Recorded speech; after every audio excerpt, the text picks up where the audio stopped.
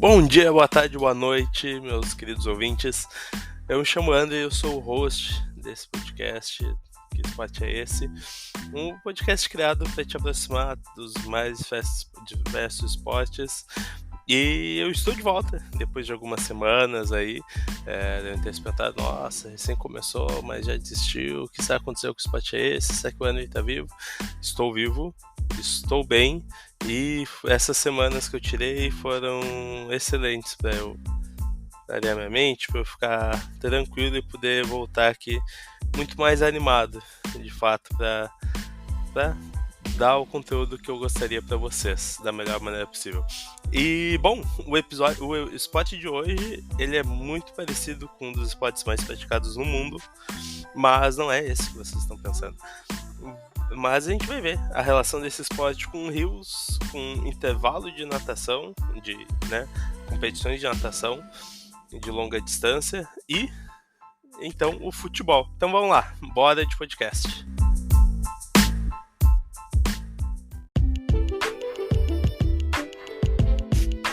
E voltando a falar de esportes coletivos, hoje vamos falar um pouco de uma das vertentes do futebol. E a gente pensa, será que é futsal? Será que é futebol de praia? Não, é uma vertente que não está em terra firme, está nas águas, né? Ou nas águas de uma piscina e usando apenas as mãos. É o polo aquático.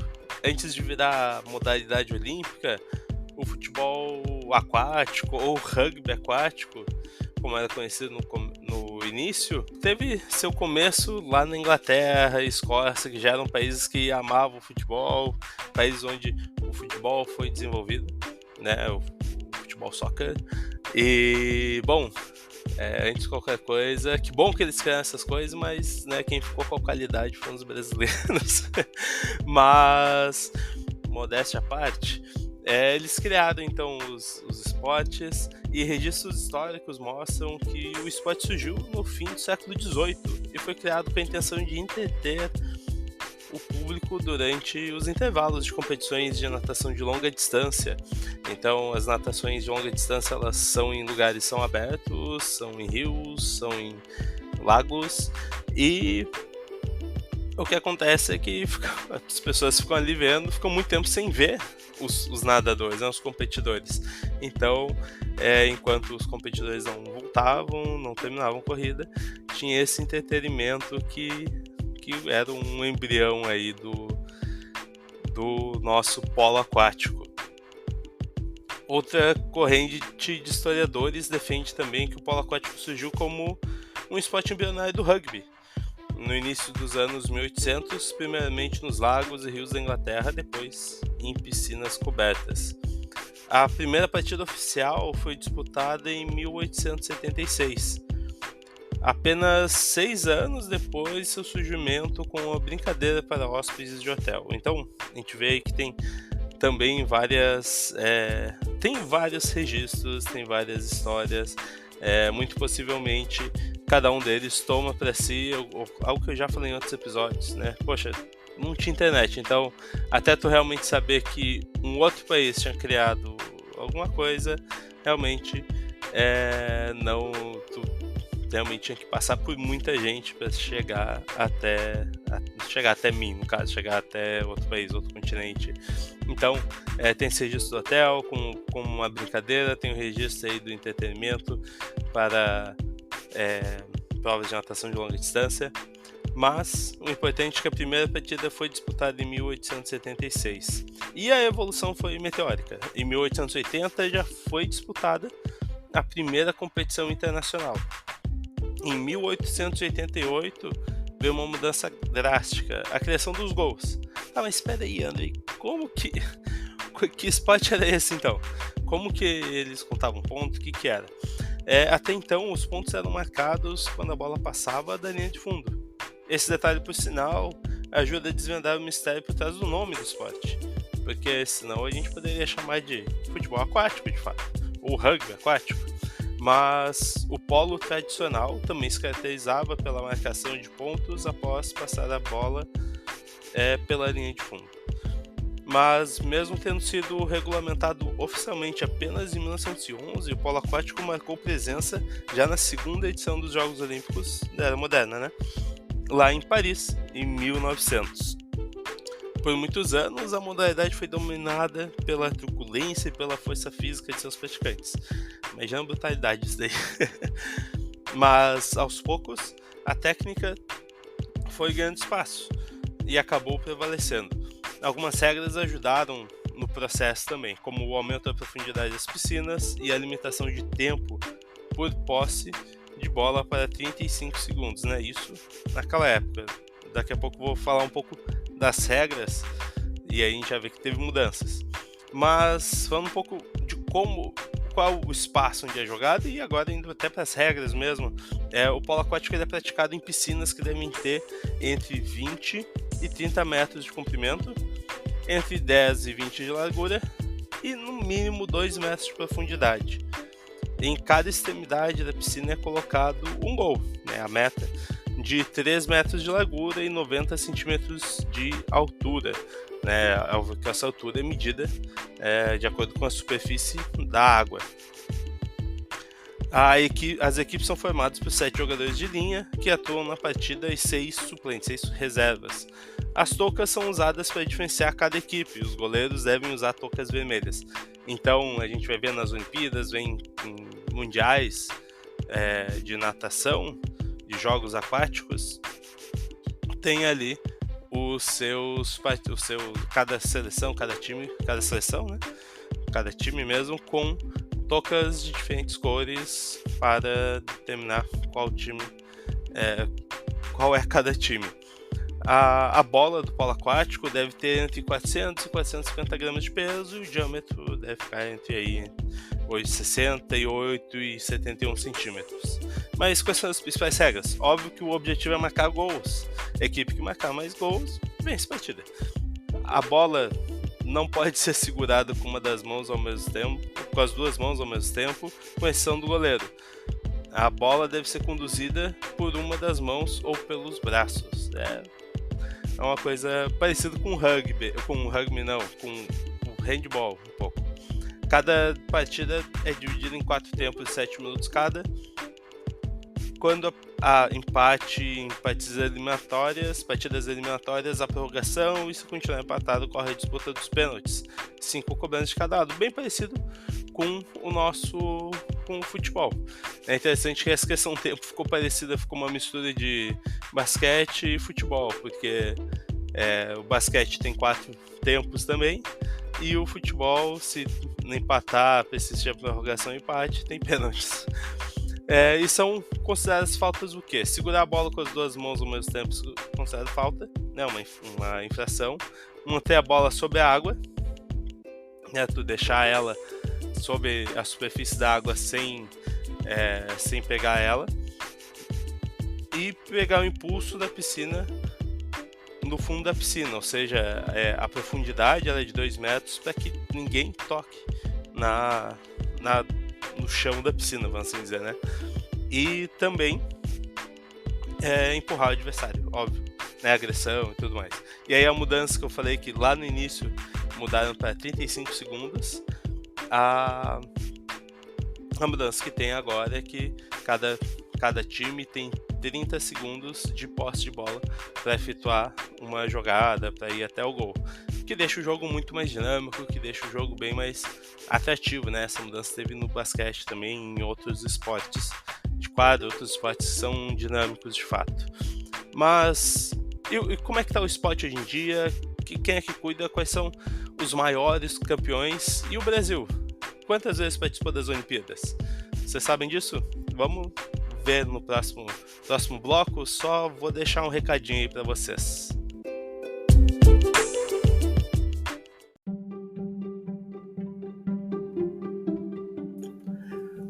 Sempre fui um amante de esportes, então poder produzir algum conteúdo referente a isso é uma realização enorme. E para você fazer parte dessa realização também, você pode apoiar, escutando a gente lá na Aurelo. Cada episódio ouvido lá já é uma contribuição enorme aqui para o podcast. Além disso, lá também tem um plano de apoio de R$5 que eu vou ali dar benefício para vocês, umas newsletter e também fotos históricas referentes aos episódios que foi fazendo, de acordo com os spots que a gente foi conversando, além, óbvio, dos episódios semanais. Poxa, mas também pode ser difícil, né? Às vezes colocar um cartão de crédito ali todo mês, né? A gente sabe a situação de cada um, às vezes é diferente, mas se você quiser fazer uma contribuição, poxa, esse mês eu consigo ajudar com R$2, eu já fico muito feliz, porque é um projeto que eu faço com muito carinho. Pode fazer lá no Pix, quesportesse@gmail.com. Vou deixar ele escrito certinho aí na descrição do episódio, porque eu sei que falando assim é meio difícil, tem muito E, tem muito S, mas muito obrigado por ver até aqui. Vamos lá ouvir o resto do episódio. Valeu!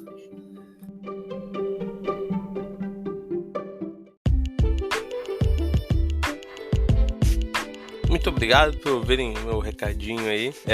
Voltando agora, eu acabei não falando um pouco como funcionam as demarcações do polo aquático e, bom, como é que funciona então? Porque na real não dá pra tu ver as demarcações se elas estiverem pintadas no fundo da piscina. No final das contas não pode pisar no fundo, no final das contas não pode mergulhar, como é que tu vai ver?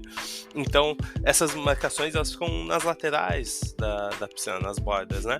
E aí tem a linha vermelha, a linha amarela, verde e a branca. A linha vermelha fica a 2 metros da linha do gol.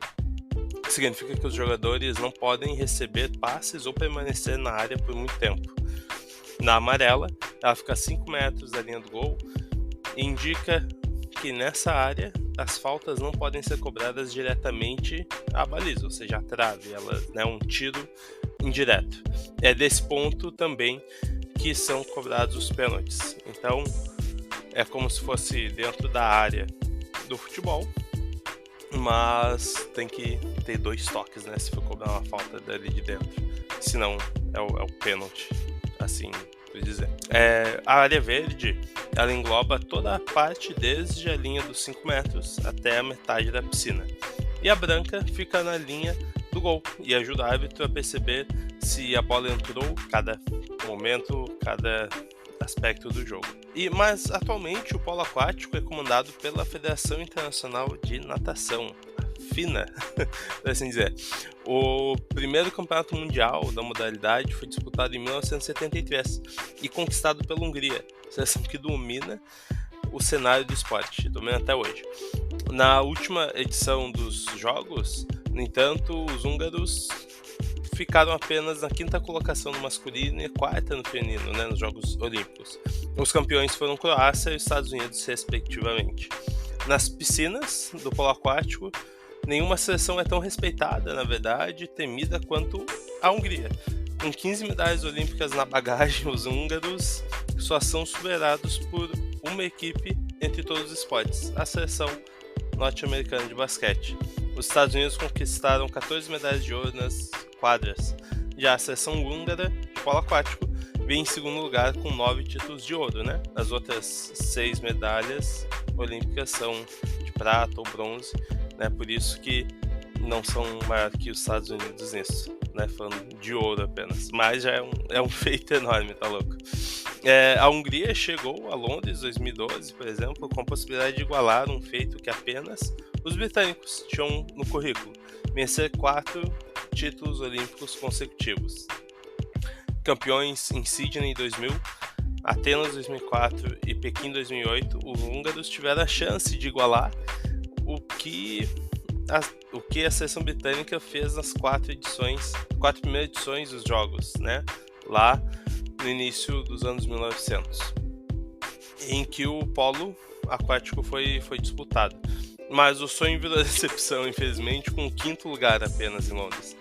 Foi apenas a 6ª vez em 21 participações que a Hungria não subiu no pódio no masculino, para vocês terem ideia da força que é a Hungria. Nos Estados Unidos, o polo aquático era praticado com base em técnicas de luta, né? Trazer aqui algumas curiosidades a respeito disso. E durante anos, o esporte norte-americano foi considerado um dos mais violentos do mundo. Em muitas das lutas que ocorriam debaixo da água, os jogadores somente se soltavam quando um deles estava desacordado. Pesada essa brincadeira aí, esse esporte, essa luta aí, né? Estar desacordado debaixo da água, não sei porquê, não sei o que motiva alguém a isso. Mas outra curiosidade muito interessante, que a Hungria ela é muito forte, mas tem umas curiosidades legais a respeito disso, né? 2 atletas da Hungria são considerados lendas do esporte. Deso Gyarmati, provavelmente não falei o nome certo, que conquistou 5 medalhas olímpicas entre Londres, 1958 e Tóquio, 1964, 3 de ouro, 1 de prata e 1 de bronze, né? Esse é uma das lendas. E outra lenda é o Oliver Alassi, que mesmo com uma perna amputada em razão de um acidente na infância, ganhou 3 medalhas de ouro. Quando eu li que ele tinha a perna amputada, a primeira coisa que eu pensei foi, ele vai ver que perdeu a perna durante o tempo em que praticava esporte. Não, mas ele sempre competiu sem uma das pernas, então isso é fascinante. Ainda assim, ganhou 3 medalhas de ouro. Mas e como o esporte chegou ao nosso país e como está seu desenvolvimento no nosso Brasil? O polo aquático surgiu no Brasil no início do século XX. Flávio Vieira foi responsável pela introdução do esporte nos clubes, a princípio no Rio de Janeiro, como Clube Regatas Botafogo, Clube de Regatas Vasco da Gama e o Natação e Regatas. As partidas eram realizadas na praia, com times formados por 11 jogadores, com uniformes e sem toucas, assim como no futebol. O primeiro jogo foi disputado na praia de Santa Luzia, em 1908, entre o Natação e Regatas e o Flamengo. O Brasil participou das Olimpíadas de 1920, 1932, 60, 64, 68, 84 e depois somente em 2016 nas Olimpíadas do Rio de Janeiro. Em Los Angeles, 1932, a equipe brasileira foi desclassificada por agressão e a partir daí passou um longo período suspensa das competições internacionais, o que fez diminuir o interesse das pessoas pelo esporte. Só em 1946, quando o Brasil venceu o Sul-Americano realizado no Rio de Janeiro, é que o polo aquático brasileiro retornou ao cenário mundial. Então a gente vê aí que poderia ser um esporte que poderia estar mais forte hoje, mas teve uma lacuna aí, que talvez tenha interferido, talvez não tenha, mas foram vários anos sem ter o Brasil em escala mundial por causa de agressão, por causa de punição. 2 personagens estrangeiros foram de fundamental importância para a evolução do polo aquático no Brasil. Na década de 50, o Fluminense contratou o técnico italiano Paolo Costoli, que introduziu novos métodos de treinamento e modernizou o estilo do jogo dos brasileiros. Nos anos 60, o húngaro Aladar Sabo, como jogador, foi o responsável por passar a experiência da escola húngara para os brasileiros. Esse período é considerado o mais próspero do esporte no Brasil. Muito interessante, a gente conseguiu atrair esses talentos que na época eram incríveis. A Liga Brasileira de Polo Aquático, ou PAB, foi criada com o objetivo de difundir a modalidade no Brasil. Para isso, ela busca o protagonismo de clubes, atletas e técnicos com foco no fomento do esporte no médio e longo prazo, evidenciando a visão coletiva que representa os interesses do polo aquático. A Liga Brasileira de Polo Aquático foi fundada com a participação de 10 clubes em março de 2016, ou seja, no ano aí das Olimpíadas apenas. Entre os clubes estão apenas clubes do estado de São Paulo e Rio de Janeiro.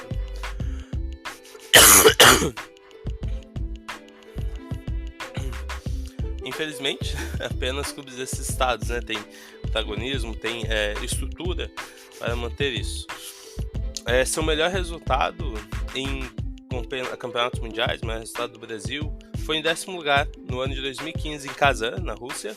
Em Jogos Olímpicos, a melhor participação do Brasil foi em 6º lugar em 1920 em Antuérpia, na Bélgica.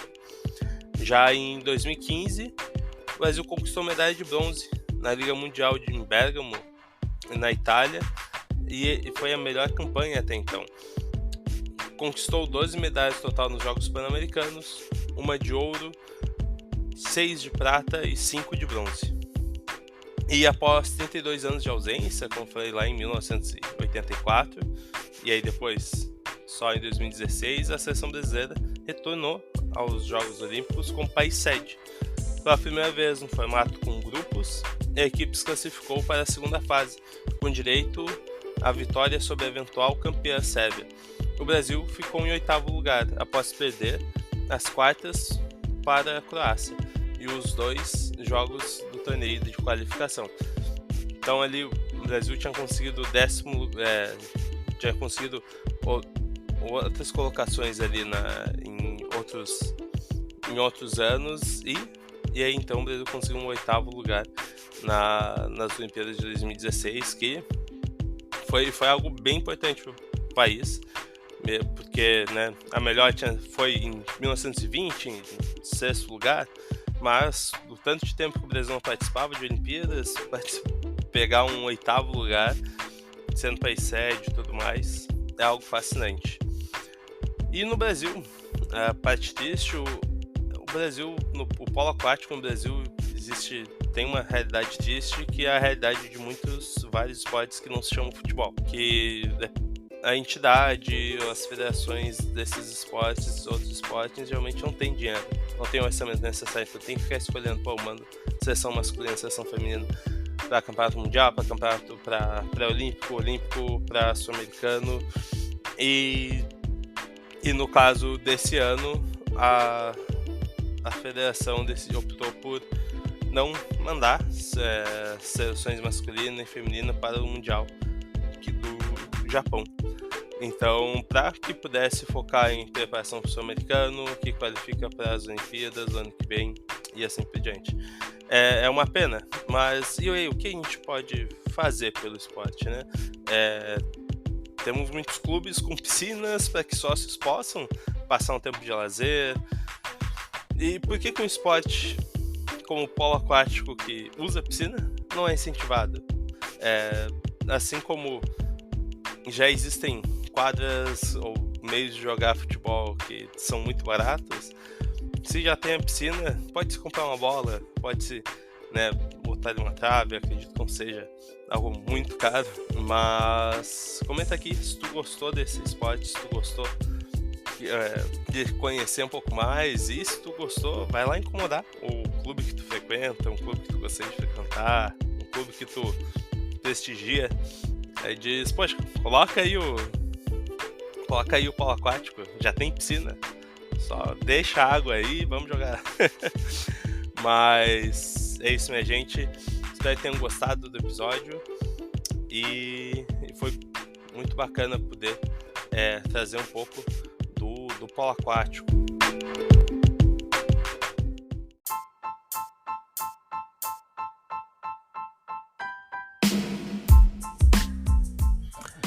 Então é isso, meus queridos ouvintes, muito obrigado por terem ouvido esse episódio, que foi muito esclarecedor para mim, para poder conhecer um esporte novo, poder aprender mais sobre o polo aquático, e conforme eu fui fazendo, fui dizendo, tem que colocar mais isso, tem que botar mais aquilo, e realmente não cabe no tempo em que eu me proponho a deixar o podcast, né, para vocês ouvirem.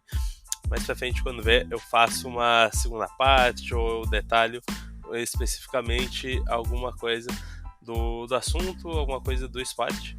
Mas a gente viu aí várias curiosidades, como tá atualmente o esporte no Brasil. Uma pena que realmente, né, de novo reforçando, uma pena que o Brasil não tem o orçamento necessário para que consiga disputar todas as competições do mais alto nível. Mas vamos torcer aí para que o polo aquático esteja nas Olimpíadas de 2024 em Paris. E é isso, pessoal. Semana que vem eu volto aí com mais um esporte, e vamos lá, que esporte será? Um abraço, valeu!